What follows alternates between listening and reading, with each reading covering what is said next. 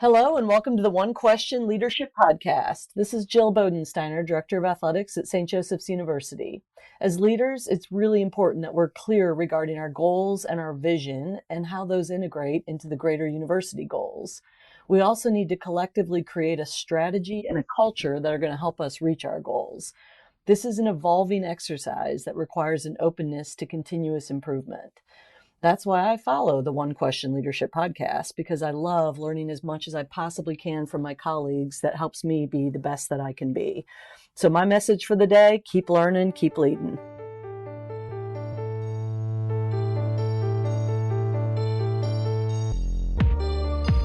Greetings, this is Ty Brown and welcome to the One Question Leadership Podcast, where we highlight executive and organizational leadership. Be sure to follow us on Twitter at OneQLeadership. Our guest today is Amy Huchthausen. Amy is the Commissioner of the America East Conference. Greetings, Amy. Thanks for joining us today. Thanks for having me. Now, Amy, you've been in the profession for roughly 21 years in the industry, I guess, college athletics, including your time as an intern. And this is your 9th year leading the conference. So you're a veteran at leadership. You're a veteran to the college athletics profession. And during the time leading the conference, you've done a number of things to keep the conference on the forefront of college athletics, especially in terms of digital communication and technology. So I'm very happy that you're here on with us on OneQ. Now, the reason I have you on is because obviously times are a little unique right now in terms of coronavirus and in terms of sports, specifically college athletics. I noticed the conference there, you canceled. There were a bunch of cancelizations last week, right? One specifically with America East. I think the only thing that was left were the 2 championship games between the men's basketball and the women's basketball. Yep. And then, of course, later on, you canceled the rest of the competition until the end of the academic year.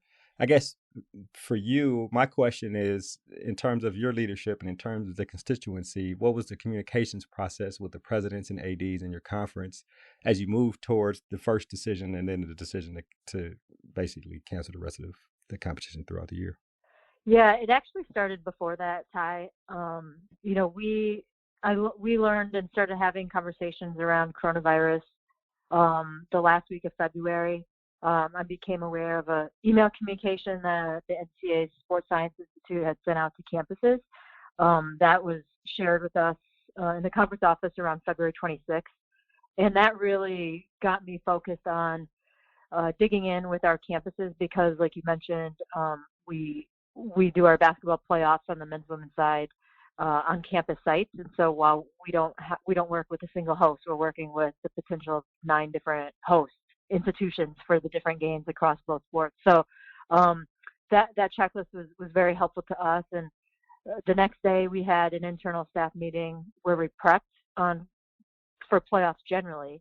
And then I introduced the conversation and topic around coronavirus and what were we doing. We needed to communicate with our schools to understand what their policies and protocols might be. So we activated really, I would say, February 26th and 27th to get the conversation started within our conference, even though, at the beginning it was just within our conference office. But we held a conference call with our health and safety committee at the end of that week. This is still February. And then we proceeded as a lot of other conferences did in terms of what we shared with our conference office and then what we shared publicly. Like we started with the elimination on handshakes in the first week of March, right before our quarterfinal game started on the women's side. And then we just continued to proceed, through. And it became, more and more clear. Obviously, this is not, new information to anyone, but certainly became more and more clear as the virus started to spread here in the United States. So that was obviously driving a lot of the different conversations and decision-making, both within our league, but then also beyond sports. And so as all of these statements and other events started to cancel, certainly that raised the pressure on the college sports industry and sports industry at large. And so that's what brought us really to last week. But, we're in the process of compiling our after action report and put together a single chronology and timeline of all of the different conversations and activities that we had. So it's been really interesting the last 2 days to walk through some of that and relive it, so to speak. So I'd say, the key actions, I think, at least right now, that seem to influence or elevate this topic on our radar screen were a few. The handshake piece that I mentioned earlier, um, seeing that announcement out of the Western Athletic Conference that a couple schools were canceling their trips in Seattle based on the spread in that particular community. That certainly became a little bit more real to all of us, I think. And then just locally, like we got information from the buildings that our office is located in around emergency protocol and what to do with. And so all of these things around you start to activate, and it becomes more real rather than just seeing it in the newspapers and seeing it on TV. Another big thing for our decision-making process, and I can obviously only speak to ours, is I got an email from, the institution that I went to grad school at with their emergency policy on like the evening of March 5th. And then on March 6th, we wake up and see that Stanford and Cornell had joined MIT in starting to implement and be the leaders among implementing different policies and restrictions around number of people at events on campus, travel restrictions, and so forth. That was also about the same time that locally here in Boston, where our headquarters are, the Biogen meeting, for anyone that's tracking on the spread of cases in Massachusetts, a lot of them stem back to this particular meeting, and that's when that news became public. Again, so just turning the dial on the reality of this and the proximity of these issues to our office and our staff, and also to our institutions. You see other things like the Division III, Johns Hopkins was hosting an NCAA tournament game where they did not have fans. You hear things like South by Southwest get canceled, which is a major event. And again, the dial just continues to turn right around how people are making decisions to host events. And so, fast forward, I won't go through like every little piece of that, but certainly last week the dial got raised a considerable amount on Tuesday, Wednesday, and Thursday. So as those different things happened, we had conversations with our athletics directors. Our presidents largely trust on these particular matters to keep them in the loop on important issues, but to let the work happen among the ADs because they're closest to the action. And so I spent, all day Wednesday, honestly, from 8 a.m. until after 11 p.m. on the phone with either athletics directors, presidents from our schools, other conference commissioners. I don't think I went more than 20 minutes without having the phone on and talking to someone around these issues. And so the key things that happened, I think, from our perspective was Tuesday, March 9th, was our men's basketball semifinals in one of our institutions. I got notice the night before that one of our schools was starting to tighten the belt on some attendance restrictions they had made. Just we're going to put forward some guidelines at one of the sites. They weren't restricting it by a certain number publicly, but we're making people more aware and changing their, not doing as many ticket promotions, right, for the game the next day. So that was a big moment, I guess, when you go and like do the debrief. And then the Ivy canceling Ivy Madness was obviously big news across the college sports industry because they were the first Division I conference to do that. But that same day, just here in the Northeast, like we got word that the State High School Association in Connecticut had immediately canceled all of its winter sport championships.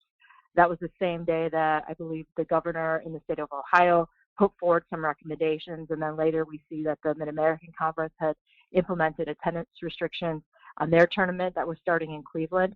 So the dial continues to churn, the events continue to cascade, and so our plan among our athletics directors was to have a call the next day, which would be March 11th, to talk about a little bit about men's basketball and women's basketball playoff games, but also start to focus on spring sports because schools were either on spring break and had students coming back or about to go on spring break and didn't know what was going to happen after that. So that was really the focus when I woke up on March 11th, was to really shift our attention to spring sports and how we were going to start to handle some of that. And then, that was the day that the Ivy League announced that they were canceling all their spring sports. And then like an hour and a half later, the NCAA comes out with the attendance restriction for its basketball tournament. And so that made our decision easy for our playoffs, which were still at that point in time proceeding as normal. So that guided our athletics directors to reach a similar conclusion. with respect to our men's and women's basketball championship games. And then that night, I think, was the tipping point, and I've heard a lot of people talk about this, but when the NBA suspended their season because of the positive test of one player, that really, I think, was the tipping point that if we were already running at 100 miles an hour, we went up to 200 really fast from that point on. And so, we woke up the next day with a plan to continue to, as I mentioned, we were already focused on the spring sports with our athletics directors. And so on Thursday, that was the plan to really try and articulate our framework for decision making around spring sports. And so again, more calls that Thursday morning with our athletics directors and presidents one-on-one, just to make sure that we're all rowing in the same direction, and we were. And then I was literally on the call with the president at the University of Vermont, who was supposed to host our men's playoff game that Saturday, when news came in that, a lot of the Power 5 conferences were just canceling their basketball tournaments. And so because I was on the phone with him, we had a brief conversation and said, this is what we need to do. So we hung up, and I circled back with our group of presidents and ADs, and that's, we obviously went that direction really quickly. We got our athletics directors on a call right away, sort of validate that decision. And I had known in prior calls, the one-on-one calls with their presidents, that they would support this decision. So that did not, for us, necessitate getting 9 presidents on a conference call to formally approve that decision. As a leader, you're watching other conferences and other sports, whether it be high school, professional, and other college athletic sports, and seeing what they're doing and taking that as input as you lead to the process of making a decision. I think that's very interesting. Is that how decision making usually is, or in this unprecedented type situation, that's how you're processing information? Because everybody who's leading these organizations are adept leaders, so they're making good decisions based on probably the same bottom line as the well-being of student athletes. Yeah, I absolutely think, at least for how I work and how our league works, information from other sources is obviously very important. At the end of the day, we need to make the best decision for our student athletes at our 9 schools in our conference, but you can't operate in a silo, particularly on an issue like this. And so seeing what the landscape is, seeing other people who might have access to different information and medical experts and things of that nature than we have is helpful information. None of these decisions are easy. And so when people reach decisions like canceling a basketball tournament or canceling all spring sports, that's a very well-informed decision. And so certainly those are good data points as we evaluate how we want to move forward. You talked to a lot of people, your ADs, your presidents, and you mentioned the whole process. And then you talked about looking at other conferences and seeing what they were doing. Did you talk to anybody externally outside of your constituency in the America East? Yeah, and again, I think the reference that I made earlier to relationships is so critical in getting through difficult times like this. And I talked to 3 commissioners on the regular, back and forth, phone, text message on Wednesday and Thursday, and then consulted with a few others as well, because we were all going through the same problems and issues. We were all handling it a little bit different. Our processes were a little bit different, and the timeline was a little different for each of our conferences. But to be able to bounce ideas off of peers, even though we're competitors out on the court or on the field, we all share this unique role of being commissioners and having to guide our memberships in these difficult times. And so, yeah, I would not have been able to get through, I think, this week without the resource and network and friendships that I have with some of my colleagues. It was absolutely invaluable. Right. And then you also mentioned a couple times that you talked to a bunch of ADs and presidents one-on-one. I wonder, initially, are those all very different conversations? Are you relaying the same information to them? This is before major decisions were made. First decision, I guess, was no audience or no attendees, and then you go into making the decision to cancel the games. But I wonder about the conversations with varying people, varying constituents. Are they similar conversations, or tell me about how some of those, without, I guess, giving specific examples, but the variety of conversations. They are very similar, at least in the moment and issue that we were dealing with, because it was so crystal clear, right, what the issues were. Basketball playoffs, and spring sports. And so there wasn't time to get distracted on anything else, to be quite honest. There are ancillary issues related to each of those, but that was really the focus. So, yeah, they were very similar conversations with our athletic directors, understanding what's different at school one from school two in terms of their institutional policies, because that guides where they might, that influences their thinking, right, around how they want to look at spring sports. If their institution has completely closed campus, that's different than a school that, potentially different than a school that is still open. And so the ability for me to dialogue with one of the with each of them on a one-on-one basis is really helpful.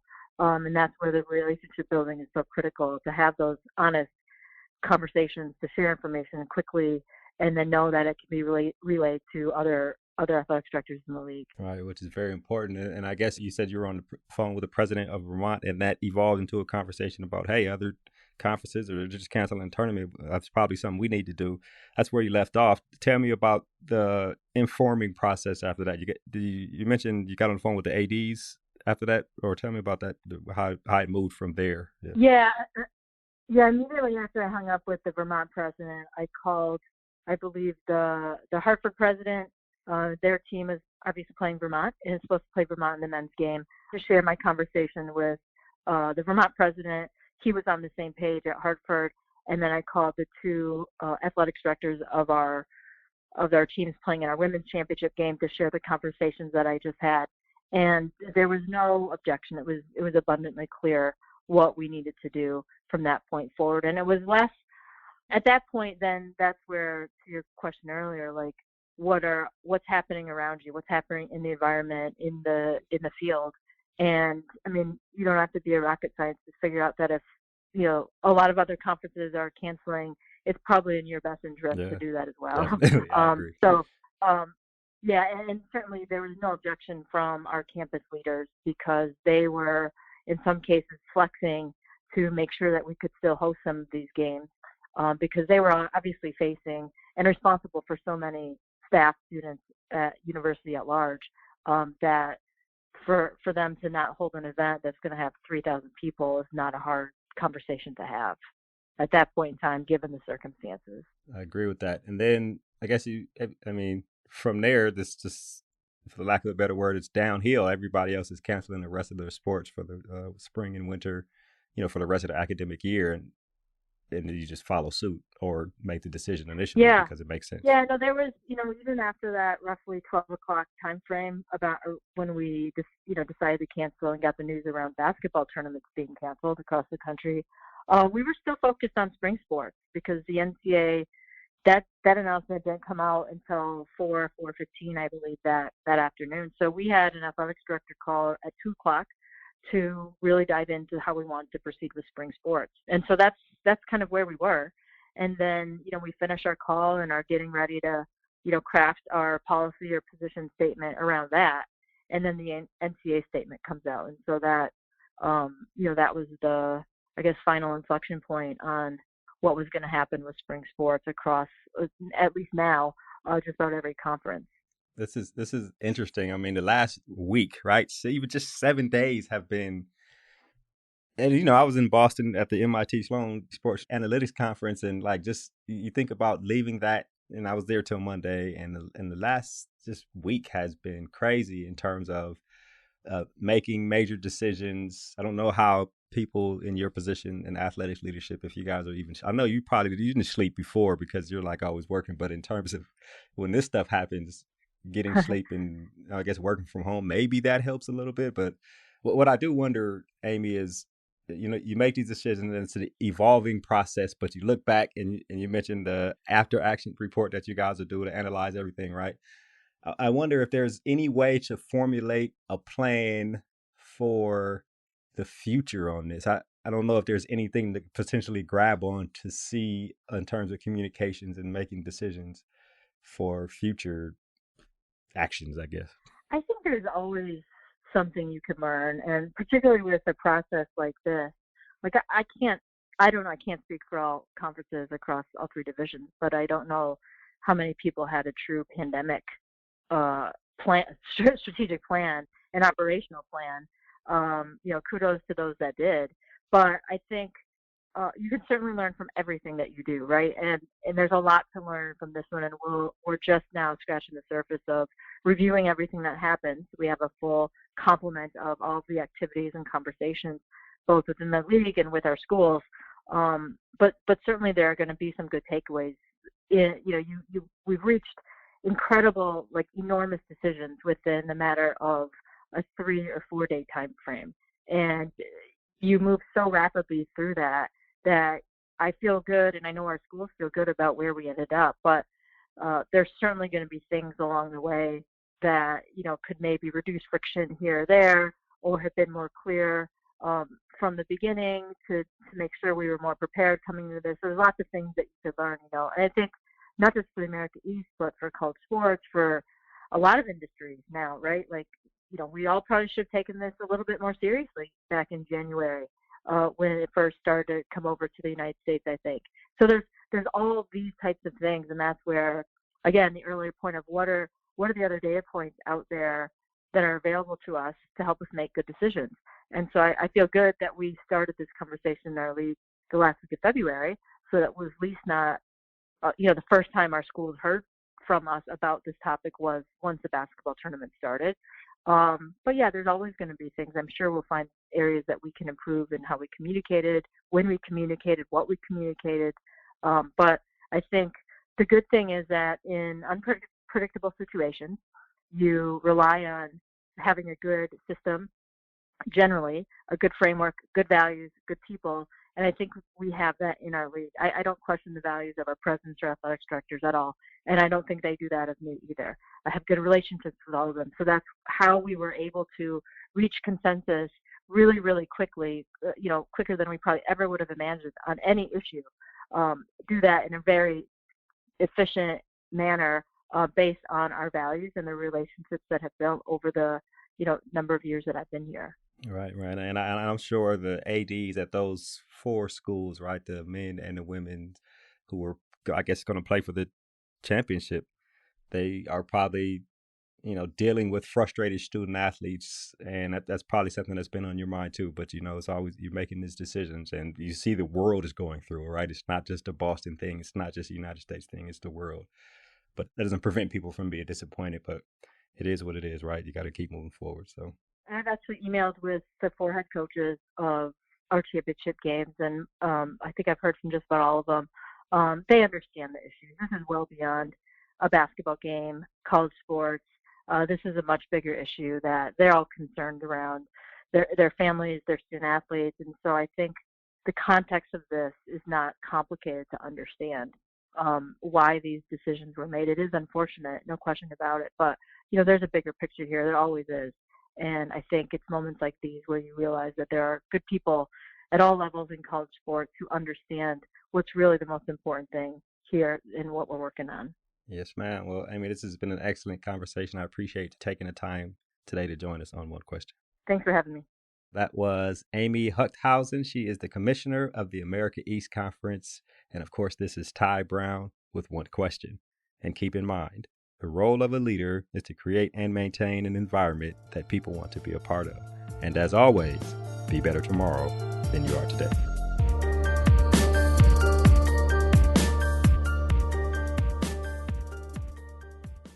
This episode of the One Question Leadership Podcast is produced by Spades Media Group, solving problems using creative leadership.